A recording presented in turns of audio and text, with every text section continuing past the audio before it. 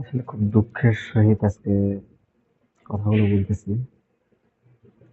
খুব কষ্ট লাগলো। দুদিন আগেই দেখলাম চট্টগ্রামে ইপিজেডে একটা গার্মেন্টস পুড়ে ছাই।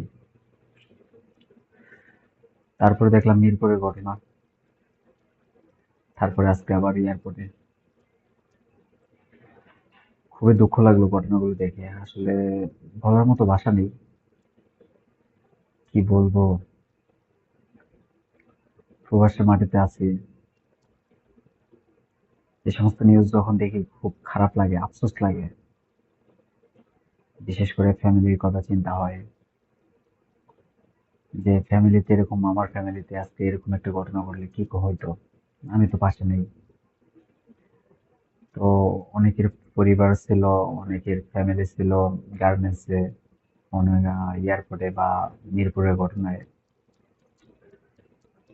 অনেকের নিজে আত্মীয় স্বজন ক্ষয়ক্ষতি হয়েছে, অনেকের ব্যবসায় লস হয়েছে। আসলে আমাদের তো আর কিছু করার নেই। আমরা তাদের প্রতি দুঃখ প্রকাশ করছি এবং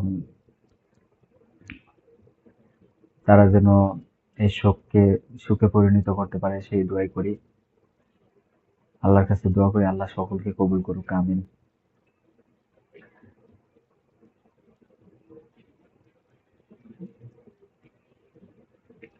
আসলে বলার মতো ভাষা খুঁজে পাচ্ছি না, খুব খারাপ লাগতেছে আমার।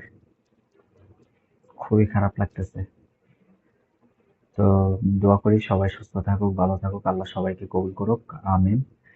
আর আমার জন্য সবাই দোয়া করবেন। আল্লাহ হাফিজ। সালাম আলাইকুম।